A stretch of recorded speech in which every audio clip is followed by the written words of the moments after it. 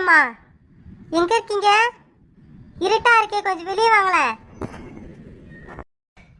இந்த ஜெயிலுக்குள்ள இருக்கிறதே ஒரு இருட்டு தான். இதை வேற நான் இருட்டுல இருக்கிறேன்னு கேட்குறேன். வெளியே நான் என்ன வெளியவா விட போறேங்க? ஏதோ என் கால சூழ்நிலை விதிகளால இங்க வந்து உட்கார்ந்து இருக்கிறேன். சொல்லு சொல்ல வந்த விஷயத்த சொல்லிட்டு போ. ராஜேஸ்வரி அம்மா, உங்ககிட்ட ஒரு சந்தோஷமான விஷயம் சொல்றதுக்கு தான் வந்தேன். உங்களோட தண்டனை காலம் முடிய போகுது. வர பொங்கல் அப்பா உங்களை வெளியே விட போறாங்க. அதை சொல்றதுக்கு தான் வந்தேன் நானு. ஓ, பொங்கல் அப்ப நான் வெளியே வர போறேனா? இருக்கட்டும் இருக்கட்டும். இன்னும் அப்ப 15 நாள் தான். 15 நாளுக்கு அப்புறம் என் ஆட்டத்தை எல்லாரும் பார்ப்பாங்க. நான் இங்க வந்து இருக்கிற அளவுக்கு என் நிலைமை உருவாக்கணவங்களை யாரையும் நான் சும்மா விட மாட்டேன். சரி ராஜேஸ்வரி அம்மா, நீங்க இத்தனை வருஷமா இங்க சிறுதண்டையா அனுபவிக்கிறீங்க. ஆனா இது வரைக்கும் உங்களை பார்க்கறதுக்கு யாருமே வரலையே. உங்களுக்கு சொந்தக்காரங்க யாராவது இருக்காங்களா இல்லையா? உங்களை பார்த்தா கல்யாணம் ஆனவங்க மாதிரி தான் இருக்குது. கல்யாணம் ஆனேன்னா உங்களுக்கு பசங்க வீட்டுக்காரங்க யாராவது இருப்பாங்களே, யாருமே வந்து உங்களை பார்க்கல. எனக்கு வீட்டுக்கார் இருக்கிறாரா? அவரை பத்தி பட்டு பேசாத. அவரால தான் இப்ப இங்க வந்து இந்த ஜெயிலைய நான் என் காலத்தை கழிச்சுன்னு இருக்கிறேன். அந்த மனுஷன் மேல நான் ரொம்ப கோவமா இருக்கிறேன். அந்த மனுஷனை பத்தி மட்டும் பேசாத. அப்பெல்லாம் ஒரு மனுஷனா? சரி ராஜேஸ்வரி அம்மா, இத்தனை வருஷமா இருக்கிறீங்க, பேசுறீங்க, போறீங்க, வரீங்க. ஆனா என்ன நடந்தது ஏது நடந்ததுன்னே சொல்லவே மாட்டீங்களே. உங்களுக்கு கொலை கேஸ்ல உங்களுக்கு தண்டனை கொடுத்துருக்காங்க. ஆனா ஏன் நீங்க அந்த கொலையை பண்ணீங்க, எப்படி வந்தீங்க, உங்க குடும்பம் என்ன ஏதுன்னு இது வரைக்கும் சொல்லவே இல்லை. அத பத்தி நான் மத்தவங்க கிட்ட பேசி ஆடுதுன்னா அத பத்தி நான் மறந்துடுவேன். அது நான் மறக்க கூடாது. எத்தனை வருஷம் ஆனாலும் என் மனசுக்குள்ளே இருக்கணும். அவங்கள நான் பழி வாங்காம விடவே மாட்டேன். நான் பழி வாங்கியே தீருவேன். நான் திரும்ப ஜெயிலுக்கு வந்தாலும் பரவாயில்ல. ஆனா அவங்க யாருமே நான் விட மாட்டேன். நான் விடவே மாட்டேன். அதனாலதான் யாருக்கிட்டையும் சொல்லாம இன்னும் அந்த கோவத்தை மனசுலயே வச்சுக்கிட்டு இருக்கிறேன். சரி ராஜேஸ்வரி அம்மா, உங்களுக்கு வீட்டுக்காரர் மேல கோவம். சரி, உங்களுக்கு பசங்க பிள்ளைங்க ஏதாவது இருக்காங்களா? இருக்காங்க. ஒரு பையன் 2 பொண்ணு எனக்கு. ஆனா அவங்களும் இது வரைக்கும் தேடி யாருமே வரல. அப்புறம் ஏன் நான் அவங்கள பத்தி மட்டும் நினைக்கணும்? இன்னும் இது வரைக்கும் தேடினாங்களா? உயிரோடு இங்க இருக்கிற என்ன தேடி யாராவது வந்தாங்களா? அந்த மனுஷன் தான் இந்த மாதிரி பண்ணிட்டானா? என் பிள்ளைங்களாவது பொண்ணுங்க யாராவது என்ன தேடி வந்தாங்களா? இல்ல, வரவே இல்லை. சரி அலமையிலம்மா, சரி, உங்களுக்கு சொந்த பந்தம் எதுவுமே இல்லைன்னு சொல்றீங்க. இப்போ வெளியில போயிட்டு எங்க போய் வாழ்வீங்க? யாரு கூட இருப்பீங்க? யாரும் இல்லைன்னா என்ன? எனக்கு வீடு வாசல் நிலம் எல்லாம் இருக்கு. என் பேர்ல இருக்குது. நான் அங்க போய் நான் வாழ்வேன். இதுக்கப்புறம் என் வாழ்க்கையை நான் தனியா வாழ்வேன். நான் ஏன் வாழக்கூடாது? நான் வாழ்வேன். அவங்களாம் வாழும்போது நான் வாழ்ந்தே தீருவேன். பரவாயில்ல ராஜேஸ்வரி அம்மா, உங்களை நான் ஒரு வகையில பாராட்டுறேன். இத்தனை வருஷத்துக்கு அப்புறமும் நீங்க போயிட்டு தனியா வாழ்வ அப்படின்னு சொல்லி நினைக்கிறீங்க பாத்தீங்களா? இதுதான் எல்லாருக்கிட்டையும் இருக்கணும். ஆனா உங்களுக்கு நடந்த கஷ்டம் என்னன்னு தான் எனக்கு தெரியல. சரி, நீங்க போயிட்டு உங்க குடும்பத்தோட நல்லபடியா வாழுங்க. இதோ தப்பு நடந்து போச்சு, இருந்தாலும் அதெல்லாம் மன்னிச்சுட்டு உங்களுக்கு சொத்து எல்லாம் இருக்குன்னு சொல்றீங்க. அப்புறம் என்ன, அவங்க கூட சேர்ந்து வாழுங்க. முடியாது. அவங்க கூட மட்டும் நான் சேர்ந்து வாழவே மாட்டேன். நான் ஏன் உங்க கூட சேர்ந்து வாழணும்? ஏன் என்னால தனியா வாழ முடியாதா? என்னால முடியும். நான் வாழ்வேன். நான் அவங்க கூட மட்டும் போய் சேரவே மாட்டேன். ஆனா அவங்கள சும்மா விட மாட்டேன். நான் அவங்கள பழி வாங்கியே தீருவேன். ஐயோ, என்ன ராஜேஸ்வரி அம்மா, இத்தனை காலம் இங்கே இருக்கீங்க. வாழ்க்கையில ரொம்ப காலம் இங்கேயே கழிச்சிட்டீங்க. இதுக்கப்புறமாவது போயிட்டு சந்தோஷமா இருக்கிறத விட்டுட்டு போயிட்டு பழி வாங்க போறேன், அது பண்ண போறேன்னு விடுங்கம்மா. நீ அதை சொல்லாத. நான் அதை மறக்கவே மாட்டேன். என் வாழ்க்கை இத்தனை வருஷமா அங்க ஜெயிலே போயிடுச்சு. எத்தனை வருஷம் உனக்கு தெரியல, இத்தனை வருஷமா நான் அங்க வாழ்றேன். அப்படி இருக்கும்போது நான் அதெல்லாம் மறப்ப நினைக்கிறியா? மறக்க மாட்டேன், நான் மறக்க மாட்டேன். போடி, என்ன எதுவும் கேட்காத. 15ஆம் தேதி தானே, 15 பொங்கல். அப்ப நான் வெளியே போறேன். நான் போறேன், நீ போ. சரி ராஜேஸ்வரி அம்மா, இன்னும் கொஞ்ச நேரத்துல சாப்பாடு போட ஆரம்பிச்சிருவாங்க. வாங்க வந்து சாப்பிடுங்க. வர போற இந்த ராஜேஸ்வரி ராஜேஸ்வரியா வர போறா. என்னங்க உங்ககிட்ட சொல்லியிருந்தாலும் கேட்டீங்களா அத்தை கிட்ட? எப்படி செலவு பண்றாங்க, எது செலவு பண்றாங்க, காசெல்லாம் யார் யார்கிட்ட போகுது அப்படின்னு கேட்க சொன்னேன், கேட்டீங்களா? கேட்டேன் பூமாரி அம்மா கிட்ட. அம்மா என்ன சொல்றாங்கன்னா, என்ன இது, என்ன செலவு எல்லாரும் தேவையான செலவு தான் பண்றோம், மீதியே அவங்கவுங்க வச்சிருக்கிறோம். இப்போ யார் என்ன தேவையில்ல செலவு பண்ணாங்க, அதெல்லாம் ஒன்றும் செலவு எதுவும் கணக்கு போட தேவையில்ல, அதெல்லாம் எது எதாவது செலவு ஆகும் அப்படின்னு சொல்லிட்டு என்னை ஆஃப் பண்ணிட்டாங்க. அதோட வந்துட்டு நானும் எதுவும் கேட்கல. அட போங்க, உங்ககிட்ட ஒரு பொறுப்பு கொடுத்தா அதை போய் கேட்டு விசாரிச்சு சொல்லுங்கன்னு பார்த்தா இப்படி வந்து ஒன்றும் இல்லைன்னு சொல்றீங்க. போங்க. பூமாரி, நான் என்ன பண்ண முடியும்? நான் கேட்டேன், அம்மா சொல்லலை, அதுக்கு நான் என்ன பண்ண முடியும்? நீ கேளா, நீ வீட்டில் தானே இருக்கிற, அம்மா கிட்ட போய் கேளு. ஏதாவது என்ன கேட்க சொல்கிறா? ஐயோ, வேற ஏதாவது விஷயமா இருந்தா நான் கேட்டிருப்பேன். இந்த விஷயத்துல உங்க குடும்பம் இப்பதான் நான் வந்திருக்கிறேன், நான் போயிட்டு அத்தைக்கிட்ட நேரடியே கேட்க முடியுமா? என்னென்ன செலவு பண்றீங்க? அவங்க தப்பா நினைச்சுக்க மாட்டாங்க, அதுக்கு தாங்க உங்களை கேட்க சொன்னேன் நானு. நீ கேட்க சொன்னதான் நானும் கேட்டேன். அம்மா வந்து இந்த மாதிரி பதில் சொல்கிறாங்க, அதுக்கு மேலே நான் என்ன பண்ண முடியும் சொல்லு பார்க்கும்.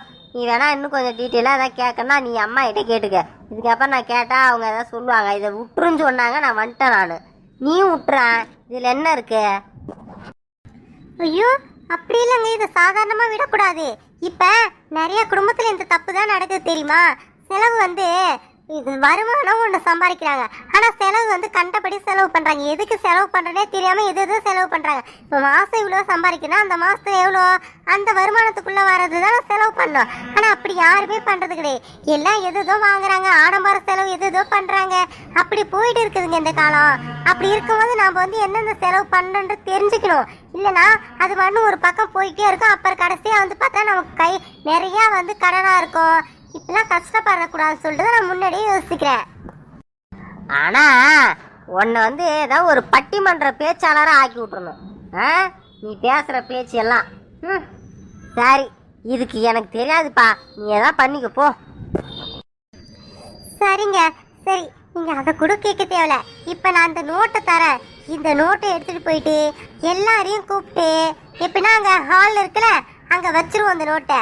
நீங்க என்ன சொல்றீங்கன்னா எல்லாருக்கிட்டையும் இப்ப 1ஆம் தேதி பிறக்க போகுதுல 25, அதுல இருந்து நம்ம வந்து தினமும் யார் யார் என்ன செலவு பண்றோம், 50 ரூபாயா இருக்கட்டும், 10 ரூபாயா இருக்கட்டும், 20 ரூபாய், எவ்வளோ வேணா இருக்கட்டும், அது அந்த நோட்ல வந்து அமௌண்ட் இவ்வளோ ரூபாய் அப்படி சொல்லிட்டு பேர் அவங்களோட பேரை எழுதிட்டு அவங்கவுங்க போயிட வேண்டியதான். இதை வச்சு நம்ம ஒரு மாசம் வரும்போது ஒரு மாசத்துக்கு இவ்வளோ செலவாயிருக்கா அப்படின்னு கணக்கு போட்டுடலாம். என்ன ஐடியா, நல்லா இருக்கா? அடேங்கப்பா, என்ன ஒரு பிளானு! இது வரைக்கும் இந்த பிளானை எந்த குடும்பத்திலையும் பண்ணியிருக்க மாட்டாங்களே.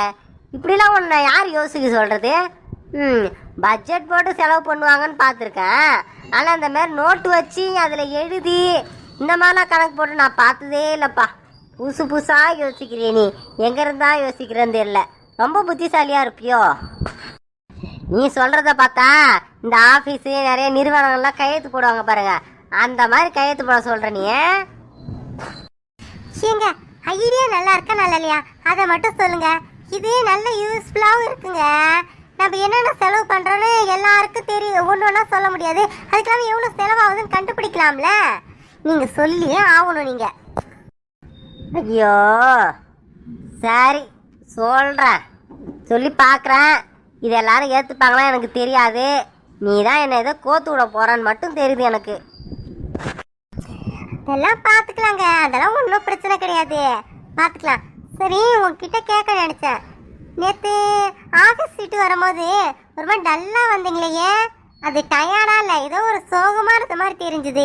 என்ன ஏதாவது பிரச்சனையா நேத்து? ஓஹோ, அதுவா?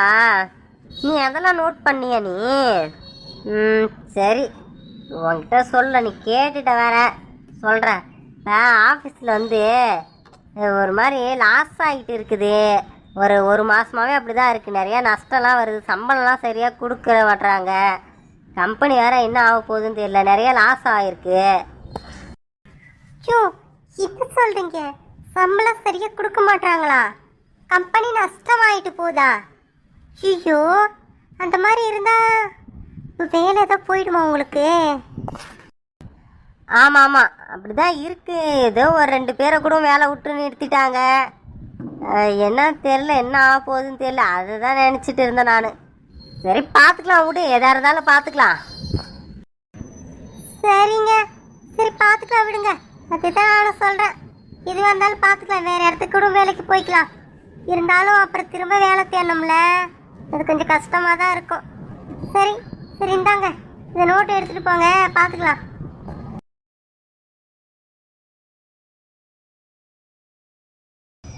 என்ன இது? சாணி கூட வரல, ஒன்றும் வரல. ஆடு ஆடு எல்லாம் கத்தி கிடக்குது. ஒரு தீனி போடல, ஒண்ணுமே பண்ணல, பேருக்குல கொள்ளல. என்ன இது? சரி, நாமளும் எதுவும் கேட்க வேணாம் பார்த்தா இப்படியா? எனமும் பண்ணின்னு தானே வந்தாலுவோ, என்னன்னு தெரியலையே. இன்னைக்கு இப்படி எல்லாம் கிடக்குது, எல்லாம் பசியில் கத்தி கிடக்குது. இடமா இருக்குது. என்ன பண்ற அந்த கலா தானே இந்த போய் இதெல்லாம் எடுத்து பார்த்து செஞ்சுன்னு இருக்கிறா. இன்னைக்கு என்னாச்சு அவளுக்கு? இதே சும்மா இருக்காது, ஒரு இதாக கேட்டாதான் இதுக்கு ஒரு முடிவு வரும்.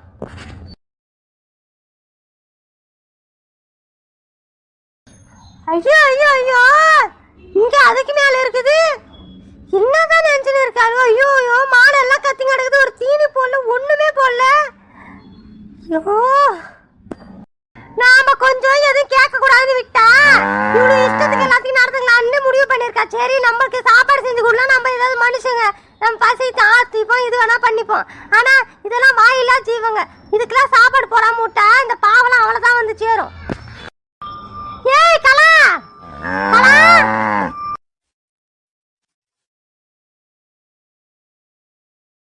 கேண்டி உடனே கூப்பிடுன காது கேட்கல. உள்ள என்ன பண்ற? அப்படின்னா முக்கியமான வேலை உள்ள பாத்துட்டு உட்கார்ந்து இருக்கிற. அங்கெல்லாம் ஆடு மாடெல்லாம் கத்தி கிடக்குது. அதுக்கு ஒரு தீனி பில்லு வைக்கல, எதுவுமே போடல, சாணி வரல, பெருக்கல, கொல்லல. என்னடி பண்ண இருக்கிற உள்ளார? இந்தா இங்க பாருங்க, என்ன ஒரே அடியா எகிறீங்க? இருங்க இருங்க, என்ன விஷயம்? பொறுமையா பேசுங்க. என்ன பஜாரி மாதிரி வந்து கத்துறீங்க? வாய முடிடி. யார பார்த்து பஜாரின்ற? மாமியார்ன்ற ஒரு மரியாதை இல்லை உனக்கு? உனக்கு கொஞ்சம் விட்டா தலைமையில ஏறி உட்காந்து ஆட்டம் போடுவ போல. இதனால எதுவும் கேட்கல. சரி, போனா படம் உங்க இஷ்டத்துக்கு விட்டா அதுக்கு நீ இப்படியா? என்ன ஏதோ கஷ்டப்படுத்துறீங்க, போறீங்க வர. நம்ம குடும்பத்துல எது நடந்தாலும் பரவாயில்ல. ஆடு மாடெல்லாம் என்னடி உனக்கு பாவம் பண்ணிச்சு? அதுக்கு போய் வஞ்சனை செய்யற? சாப்பாடு எதுவும் தீனி போடாம? இங்க பாருங்க, மாடுக்கெல்லாம் தீனி போகணும், மாடெல்லாம் கவனிச்சுக்கணும் சத்தம் கிட்ட இருக்குதா? இல்ல அதுக்கு நான் தான் ஏதோ பொறுப்பான அரசாங்கத்துல இருந்து விட்டு இருக்காங்களா? இல்ல செய்யலாம், எப்படி வந்து கத்துறீங்க? செய்ய முடியாது, என்ன பண்ணுவீங்க? செய்ய முடியாதா? செய்ய முடியாதுன்றதுக்கு என் வீட்டுல உட்காந்து இருக்கிற? இந்த வீட்டுல எதுக்கு நீ இருக்கு? இந்த வீட்டுல இருந்தா இதெல்லாம் பண்ணணும் தான். என்ன ஒரு இடி இருக்கிற? என்ன வாயை உடச்சிரும் சொல்லிட்ட, விளக்கமாறு பிஞ்சிடும். அத்தை, வேணாத்த, வேணாம். என்ன நீங்க இப்படி போய் பேசுறீங்க? உங்க மருமக தானே ஆளே, என்ன பார்த்து விளக்கு மாதிரி பிஞ்சிருன்றீங்க. நான் தெருவுல போன வரவனா இல்ல எதிர்த்து வீட்டுக்காரியா பக்கத்து வீட்டுக்காரியா? என்ன போய் இப்படி பேசுறீங்க? வாயை மூடிடிகளா, வந்துட்டு பெருசா பேசுறதுக்கு. எதிர்த்து வீட்டுக்காரியா பக்கத்து வீட்டுக்காரியான்னு அவங்களே தேவல உனக்கு. அவங்களே கூட்டிட்டு வந்து குடும்பம் நடத்திடலாம். நீ பேசுற பேச்சுக்கு பஜாரித்தனம் பண்றதுக்கும். அம்மா, என்னவா நீங்க பேசுறீங்க? என் பொண்டாட்டியை பார்த்து என்ன வார்த்தை பேசுறீங்க நீங்க? இப்படிலாம் எதுக்குமா பேசுறீங்க நீங்க? பாருங்க, இப்படிலாம் பேசுறாங்க பாருங்களேன். கொஞ்ச நாளைக்கு அமைதியா இருந்தாங்க, இப்ப பாத்தீங்களா மறுபடியும் என்ன ஏன் சார் வச்சுட்டாங்க. இதுக்கு தாங்க சொன்ன நானு, நம்ம தனியாவே போயிடலாம் சொன்னேன். கேட்க மாட்டீங்க. மறுபடியும் அவங்க சுயரூபம் வெளியே வந்துருச்சு பாருங்க. ஏய் கலா, உன் நாடகத்தை நிறுத்து. எதுவும் அப்படியே பண்ணாத மாதிரி பேசாத. ஏண்டா முருகேசா, நல்லா கேள்றா. இவ தாண்டா அந்த மாடெல்லாம் பாக்குறது, சாணி வாரி கொட்டுறது, தீனி போறது, எல்லா வேலையும் பாக்குறது இவ. அப்படி இருக்கும்போது நீ காலையில இருந்து எந்த வேலையும் அங்க நடக்கல. போய் பாரு, மாடு ஆடெல்லாம் எப்படி கத்தி கிடக்குது. போய் பாரு, போய் பாருடா. போய் என்ன நிக்கிற? போய் பாரு போ. நான் சாணி வாழ எதுவுமே பண்ணல. மாடு அது வாயில ஜீவன் தானே, அதுக்கு போய் இந்த மாதிரிலாம் எதுவுமே பண்ணாம விட்டா அதோட பாவெல்லாம் நம்ம குடும்பத்துக்கு தாண்டா வந்து சேரும்.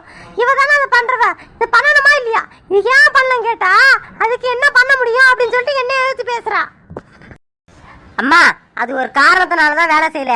என்கிட்ட கலா நேற்று நைட்டே சொல்லிட்டா. நீங்க அதுக்கு அது கூட தெரியாம எதுக்கு இப்போ நீங்க பேசுறீங்க? இருங்கம்மா.